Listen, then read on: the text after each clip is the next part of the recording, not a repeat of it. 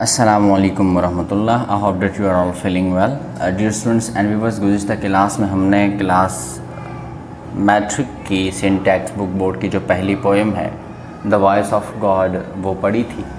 آج ہم دوسرے سبق The Voice Caliph کو پڑھیں گے. دونوں کی ساؤنڈ جو ہے وہ تقریباً ایک جیسی ہے. Voice and voice. وائس اصل میں کہتے ہیں آواز کو اور وائس کہتے ہیں عقل مند کو. اور ان دونوں لفظ سے پہلے، ان دونوں ورڈ سے پہلے جو آرٹیکل ہم یوز کرتے ہیں اس کو ہم دا پڑھتے ہیں، دی نہیں پڑھتے. اس کی اصل وجہ یہ ہے کہ اس کے بعد والا جو ورڈ ہے وہ شروع کانسوننٹ سے ہو رہا ہے. اگر یہ دونوں الفاظ وویل سے شروع ہوتے تو پھر ہم دا کے بجائے دی پڑھتے. تو چیپٹر کا نام ہے The Voice Caliph، یعنی کہ عقلمند خلیفہ. اس خلیفے کی کئی کہانیاں مشہور ہے. ان کے دو بچے بڑے باادب تھے. انہوں نے ایک بار کسی دربار میں پوچھا کہ دنیا میں ایسا کوئی شخص موجود ہے، یہ کریکولم سے ہٹ کر میں بتا رہا ہوں. انہوں نے پوچھا کہ دنیا میں کوئی ایسا شخص موجود ہے کہ جو مجھ سے زیادہ خوش نصیب ہو. یا انہوں نے سوال کچھ ایسے پوچھا کہ لوگوں آپ جانتے ہو کہ دنیا میں سب سے زیادہ خوش نصیب آدمی کون ہے؟ تو اس کے جو وزراء تھے انہوں نے جواب دیا کہ حضور آپ سے زیادہ خوش نصیب اس جہاں میں اور کون ہو سکتا ہے؟ خلیفہ ہارون الرشید نے سر ہلاتے ہوئے جواب دیا کہ نہیں، آپ سارے غلط بیانی کر رہے ہیں، آپ سارے غلط بول رہے ہیں. اور بات کو بڑھاتے ہوئے خلیفہ نے کہا کہ مجھ سے زیادہ خوش نصیب شخص وہ مامون اور امین کے استاد ہیں. یہ دونوں ہارون الرشید کے بیٹے تھے. کیونکہ میں نے دیکھا کہ نماز پڑھنے کے بعد دونوں شہزادے دوڑتے ہوئے استاد کے چپلوں کی طرف لپکے اور ان کو چپل اٹھانے نہیں دی. سب سے زیادہ خوش نصیب شخص اس جہاں میں یہ استاد ہیں کہ جو اپنے چپل بھی خود نہیں اٹھاتا. ٹھیک ہے، تو اسی طرح اس خلیفہ کی ڈھیر ساری کہانیاں مشہور ہیں. آج ہم اسی چیپٹر کو ورڈ بائی ورڈ پڑھیں گے. چلے آغاز کرتے ہیں. The Caliph Haroon Rashid was known and respected for his justice and wisdom. خلیفہ ہارون الرشید اپنے عدل اور عقل مندی کی وجہ سے بہت مشہور تھے اور یہی ان کی وجہ پہچان بنی. At night he would disguise himself as common man and to go through the streets of Baghdad. رات کے وقت آپ ایک عام آدمی کا بیس بدل دیتے تھے اور بغداد کے بازاروں کا گشت کرتے تھے. He would mingle with the common people in order to gain first-hand knowledge of their difficulties and problems. اور راتوں کو گلیوں میں گشت کرنے کا مطلب اور مقصد یہ تھا کہ یہ عوام کے ساتھ جا کر گل مل سکے اور ان سے ان کے مشکلات اور مسائل جو ان کو درپیش ہیں ان کے بارے میں ان کو علم ہو سکے. One day, ایک روز when he was holding court, two men were brought before him. اور ایک دن جب وہ عدالت میں یا وہ ایک دن وہ جب وہ دربار پہنچے تو آپ نے دیکھا کہ دو آدمی کسی لڑائی کی وجہ سے، کسی تنازع کی وجہ سے ان کے سامنے آئے. One of the men was well dressed and appeared to be well-to-do respectable citizen. ان میں سے جو ایک تھا وہ اچھے کپڑے پہنے ہوئے تھا اور شکل و صورت سے بھی جو ہے وہ ایک باعزت شہری دکھائی دیتا تھا.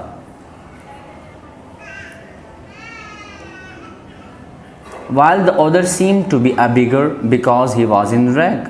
اور جو دوسرا آدمی اس کے سامنے تھا شکل و صورت سے بھکاری دکھائی دیتا تھا اور وہ پٹے پرانے کپڑوں میں جو ہے وہ بادشاہ یا خلیفہ کے سامنے موجود تھا. These two men were holding between them a beautiful white horse.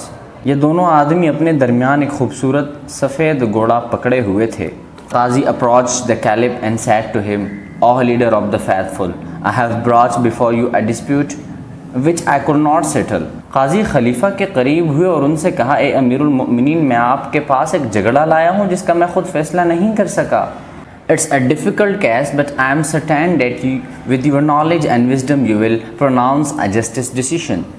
لیکن میرے لیے یہ ایک مشکل مقدمہ ہے اور مجھے آپ پر یقین ہے کہ آپ اپنے علم اور عقل کی وجہ سے مصنفانہ فیصلے کا اعلان فرمائیں گے۔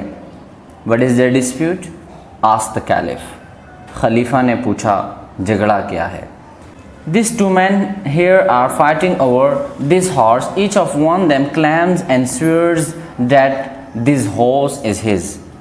یہ دو آدمی جو آپ کے سامنے موجود ہے، پہلا کہ جس نے بہت ہی خوبصورت اور بہترین لباس زیب تن کیا ہے، اور دوسرا کہ جو پٹے پرانے کپڑوں میں موجود ہے، یہ دونوں دعویٰ کر رہے ہیں کہ یہ گھوڑا انہی کا ہے، جبکہ گھوڑا ایک ہے اور افراد کتنے ہیں؟ دو ہیں۔ ایک ہی گھوڑے پر یہ دونوں آپس میں لڑ رہے ہیں، جھگڑ رہے ہیں۔ Forward the Caliph ordered the well-dressed man and let hear what you have to say۔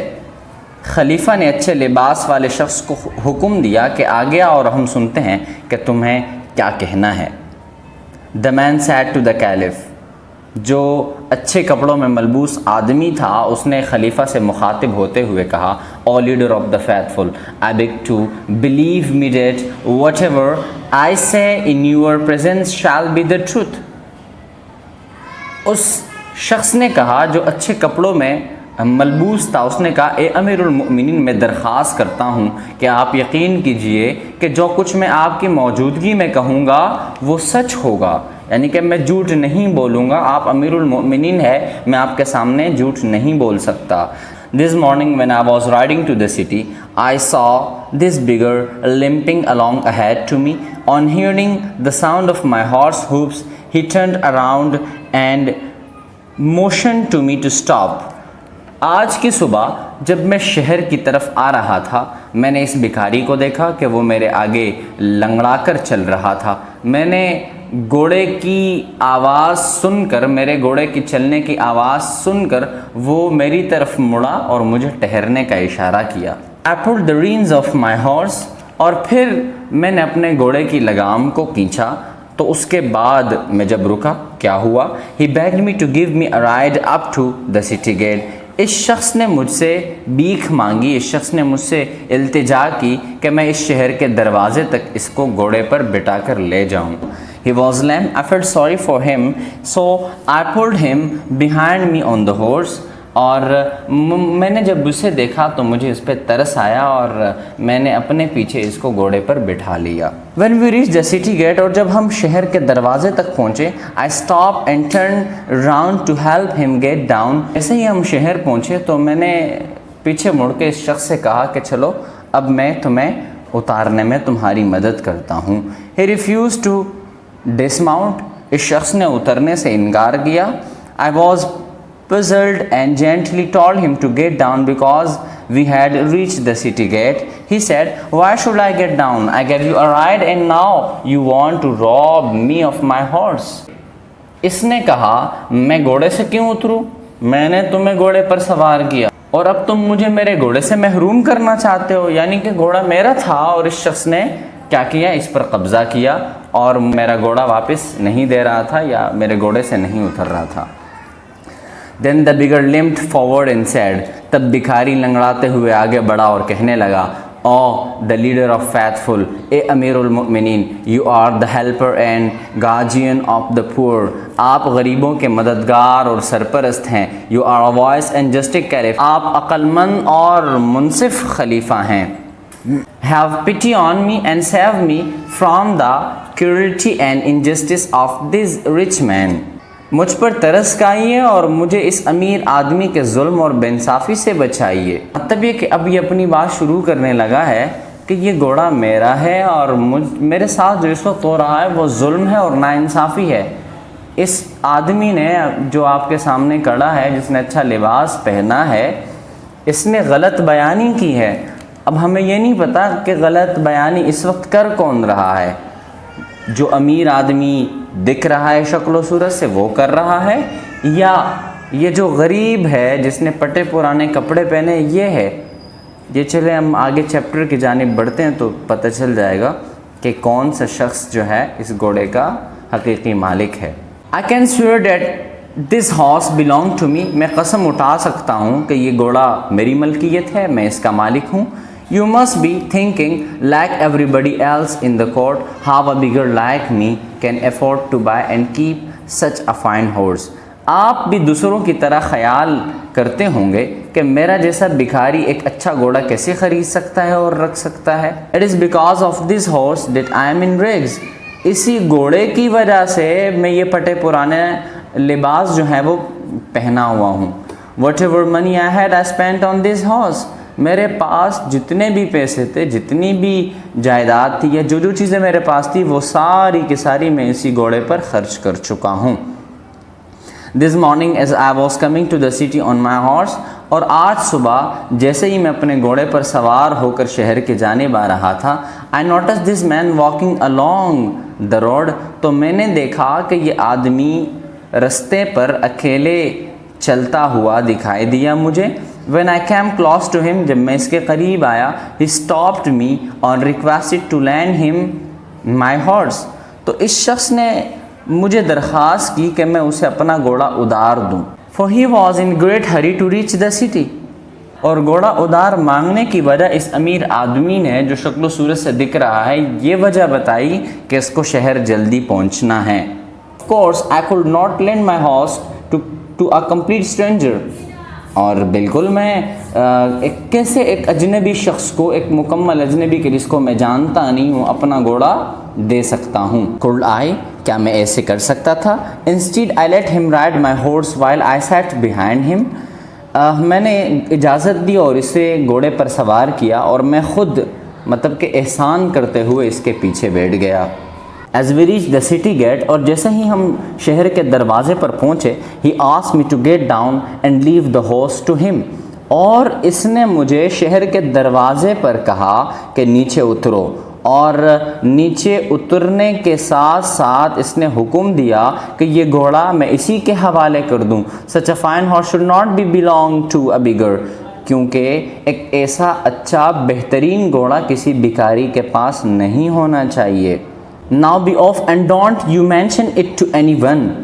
اور اس نے مجھ سے کہا کہ چلے جائیں اور اس کا ذکر کسی سے نہ کیجیے. And even if you do, nobody is going to believe you. اور اگر تم ایسا کر بھی لوگے تو کوئی تم پر یقین نہیں کرے گا. Now sir, I beg you to save me from this robber and restore to me what is my own. اب آپ سے درخواست ہے کہ آپ اس ڈاکو سے مجھے بچائیے اور مجھے میرا گھوڑا دلوا دیجئے جو کہ میرا ہے. یعنی کہ دونوں نے اپنی اپنی بات کی. سب سے پہلے امیر آدمی نے کہا, وہ بھی آپ نے پڑھا, اور اس کے بعد جو غریب آدمی نے, جو پٹے پرانے کپڑوں میں ہے, اس کو جو کہنا تھا اس نے بھی وہ کہہ دیا. اب کیس جو ہے, اب یہ جو مسئلہ ہے یہ حل ہونے کے قریب ہے. I think this case is not very difficult to decide, said the caliph to the qazi. قاضی نے خلیفہ سے مخاطب ہوتے ہوئے کہا, میرا خیال ہے کہ اس مقدمہ کا فیصلہ کرنا بہت مشکل نہیں ہے. I shall decide it in a minute. میں ایک لمحے میں, ایک منٹ کے اندر اندر یہ فیصلہ کر دیتا ہوں. اب دیکھیں کہ وہ خلیفہ کرنے کیا جا رہا ہے. Tell these men to place their hands on the horse one by one. Let the beggar do it first. قاضی نے کہا کہ ان دونوں آدمیوں سے کہیے کہ وہ اپنے ہاتھ باری باری گھوڑے پر رکھیں, اور یہ بھی حکم دیا کہ بھکاری کیا کرے, وہ پہلے اپنا ہاتھ گھوڑے پر رکھے. When the beggar touched the horse, it whines as if it did not like the touch of his hand. بھکاری کا اس گھوڑے کو چھونا یہ گھوڑے کو پسند نہیں آیا. اب باری ہے امیر آدمی کی, تو دیکھیں کہ امیر آدمی جب گھوڑے کو ہاتھ لگاتا ہے تو کیا ہوتا ہے. But at the touch of the rich man's hand, the horse snorted and neighed with pleasure. لیکن جیسے ہی امیر آدمی نے اس گھوڑے پر ہاتھ رکھا تو گھوڑے نے خوشی سے جو ہے وہ اپنے نتھنے پہ لائے اور خوشی سے وہ ہنہنایا. The horse belongs to him, pronounced the caliph. Give the horse to its master. خلیفہ نے اعلان کیا کہ گھوڑا اس امیر آدمی کی ملکیت ہے, گھوڑا دے دیجئے. Then the caliph turned to the beggar and said. اور اس کے بعد جو خلیفہ تھے وہ بھکاری کی طرف متوجہ ہوا اور کہنے لگا, You are a liar. تم ایک جھوٹے آدمی ہو. A wicked man, اور بدماش آدمی ہو. You tried to rob an honest and respectable citizen. تم نے ایک امیر آدمی کو, ایک دیانتدار شخص کو اور معزز شہری کو لوٹنے کی کوشش کی ہے. یو ڈیزرو سرو پنشمنٹ، اور اب تم سزا کے مستحق ہو. But I shall be merciful and forgive you this time, لیکن میں رحم کرتا ہوں اور اس دفعہ تمہیں معاف کر دوں گا. forgive you this time if you beg forgiveness of this gentleman here. جو کام تم نے کیا اس کام کے بدلے میں تم سزا کے مستحق ہو، لیکن میں رحم کرتا ہوں اور اس دفعہ معاف کر دوں گا اگر تم اسی جگہ اس شریف آدمی سے معافی مانگو، اسے سوری کرو.